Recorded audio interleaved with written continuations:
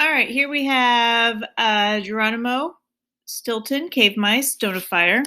Kind of dark. Let's see. Oh, much better. Huh? All right, and first chapter we learned about his family and kind of the dangers that he lives in. The second was of his workplace.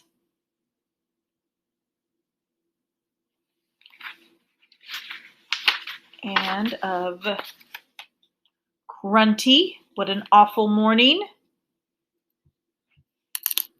Shame on you, Geronimo. And how he ruined his office. And now this video is Watch Your Tail, Chapter 3. When I was done, I headed outside to my own Autosaurus. Mine is a peaceful plant-eating Triceratops and much nicer than Grunty.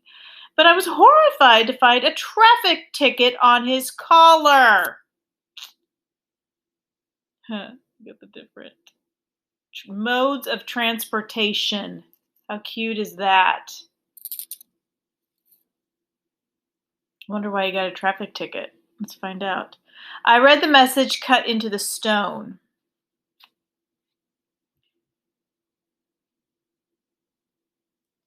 Old Mouse City Office of Traffic Violations.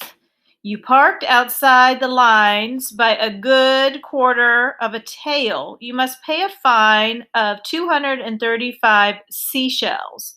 If you don't pay immediately, the fine collector will come after you with his T-Rex. And we know T-Rex are carnivores. It's going to eat his Autosaurus right up. At the thought of the fine collector and his ferocious T-Rex, my Autosaurus and I shivered. They say if you don't pay, you could lose your tail in one bite. Bones and stones, I'd really like to keep my tail. I climbed into the saddle and scolded my Autosaurus. Why didn't you move before he gave you the ticket? You're the one who told me not to move from this spot, he replied, and I sighed. Arguing with an Autosaurus is as useless as arguing with my sister Thea.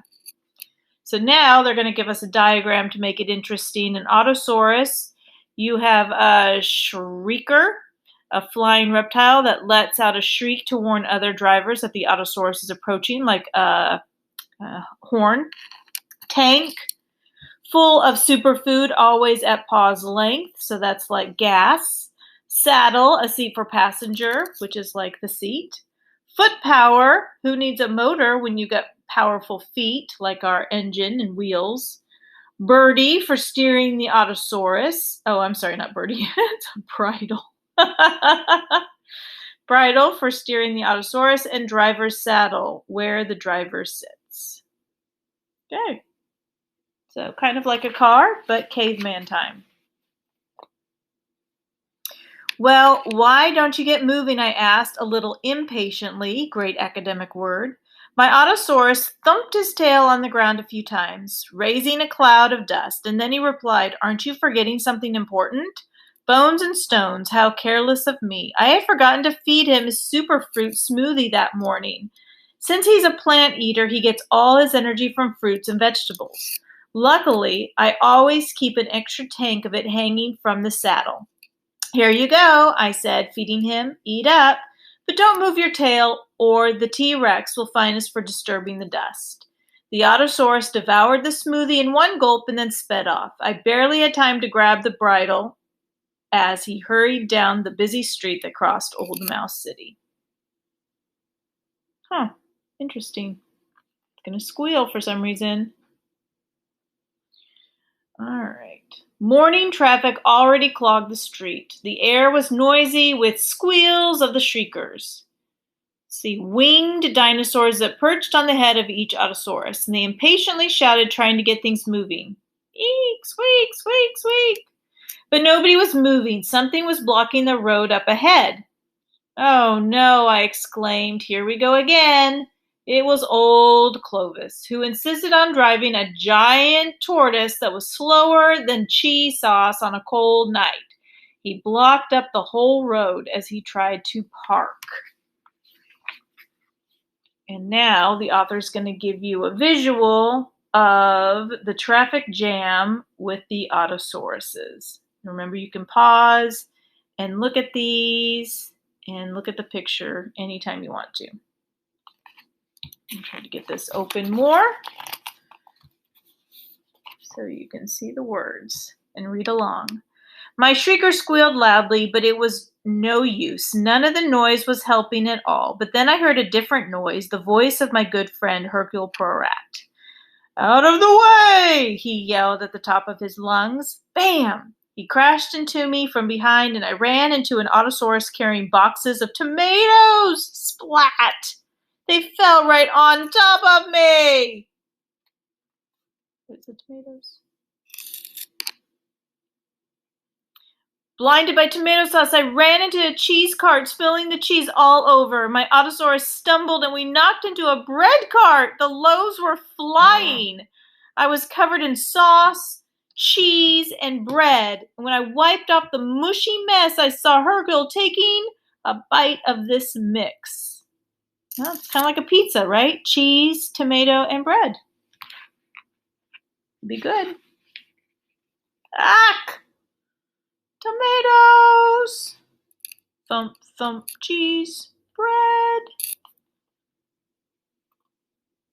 Hey, you invented prehistoric pizza. Pay up.